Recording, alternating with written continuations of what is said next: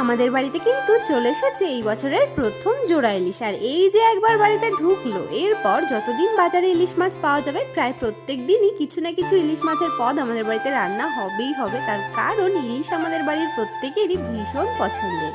আর আজকে যে দুটো ইলিশ এনেছে তার মধ্যে একটার ওজন ছিল 1.5 কেজি আর একটার ওজন প্রায় 900 গ্রাম। তো ভিডিওতে এতটা বোঝা যাচ্ছে না, তবে সত্যিই কিন্তু মাছগুলো অনেকটা বড় ছিল। তবে শুধু ইলিশ আসেনি বাড়িতে, তার সঙ্গে এসেছে চিংড়ি আর এসেছে কাতলা।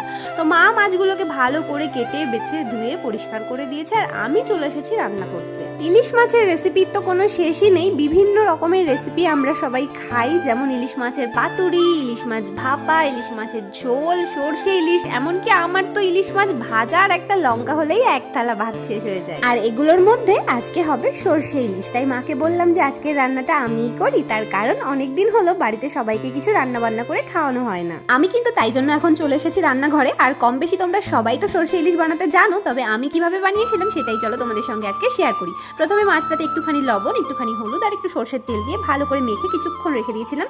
আর তারপর কড়াইতে দিয়ে দিয়েছিলাম কিন্তু সর্ষের তেল, আর তার ভেতরে কালো জিরে আর কাঁচা লঙ্কা ফোড়ন দিয়ে তাতে একটুখানি হলুদ গুঁড়ো দিয়ে তারপর দিয়ে দিয়েছিলাম জল। আর জলটা ভালো করে ফুটে গেলে তার ভেতরে দিয়ে দিয়েছিলাম মাছগুলো। তারপর মাছটাকে আরেকটুখানি ফুটিয়ে তার ভেতরে দিয়ে দিয়েছিলাম সর্ষে আর কাঁচা লঙ্কার বানিয়ে রাখা পেস্টটা। আর তারপর সবকিছুকে একসঙ্গে ঢাকা চাপা দিয়ে একটুখানি ফুটিয়ে নিলেই ব্যাস রেডি কিন্তু গরম গরম সর্ষে ইলিশ। তারপরে আর কি, গরম গরম ধোয়া ওঠা ভাতের সঙ্গে সার্ভ করো আর টপাটপ করে খেয়ে নাও। যাই হোক, রেসিপিটা তোমাদের কেমন লাগলো অবশ্যই কিন্তু কমেন্ট করে জানিও। আর আমাদের মতো ইলিশ প্রেমী কে কে আছো সেটাও কিন্তু জানাতে একদম ভুলো না। চলো বাই বাই।